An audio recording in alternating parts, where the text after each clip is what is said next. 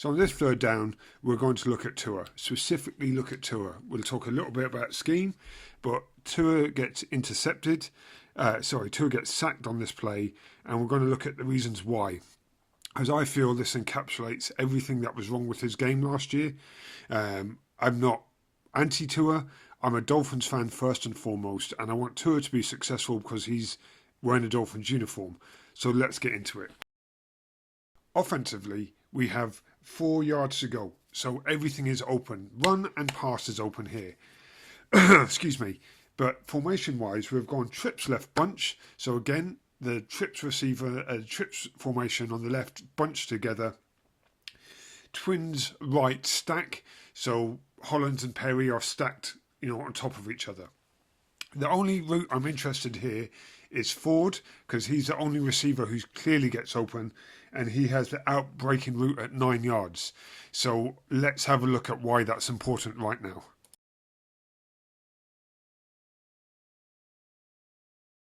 So the defense here are playing on a different level. They are playing cover 1 defense, so that's essentially man defense across the board. The reason we can see that is they've got safety in the middle of the field. They've got 2 receivers, 2 DBs, playing press on the receivers on the line of scrimmage. So that's Bowden and Hollins. And the other DBs aren't looking into the backfield, which would also be a zone indicator, but they're looking at the receiver they're responsible for covering.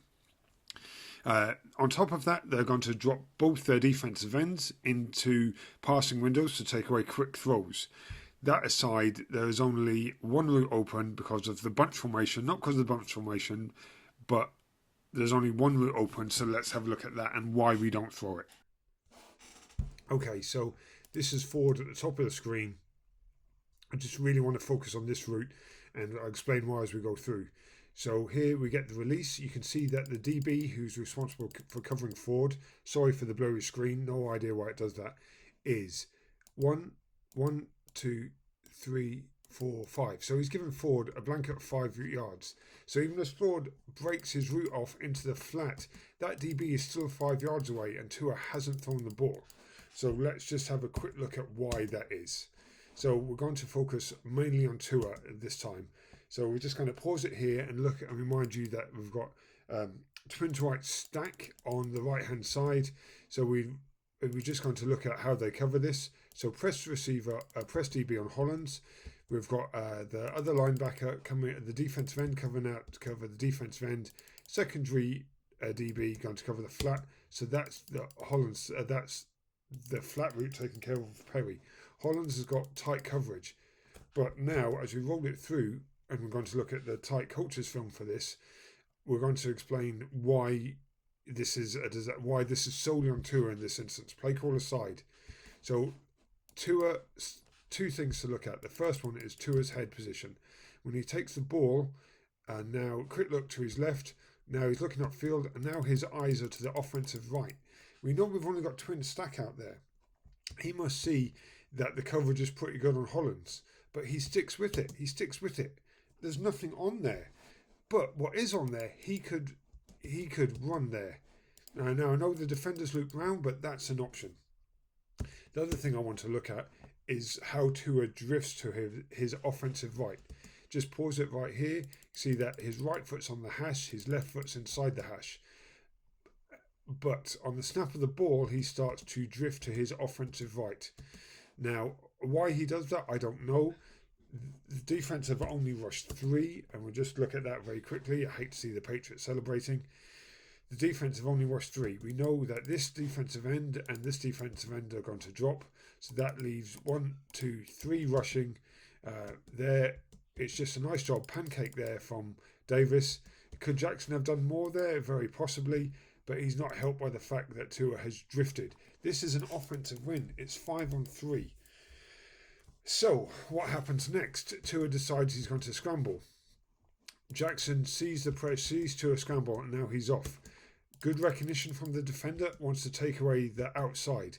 Tua gets outside Jackson, doesn't give Jackson the chance to get across and make the block. Tua is now in front of Jackson. You can see that there's a Tua sandwich here. We've also got a problem that Kindley's downfield, so he can't throw the ball to any receiver. But there, if we take that back slightly, Could he have stopped? I'll hold pause just for a second. So drifts to his right, nothing on, comes back to his left. He's outrun Jackson. Could he have just stopped there and actually cut up here? I don't know. I'm not the quarterback. I'm not too. I don't know. But it would just be a question that I would, as a coach, I would wonder. So just not a good play. And again, we come back. When we just watch this again at full speed, it's just not a pretty thing. And I think footwork needs to be better for next season. Pocket awareness needs to be better. Patience when running the ball needs to be better.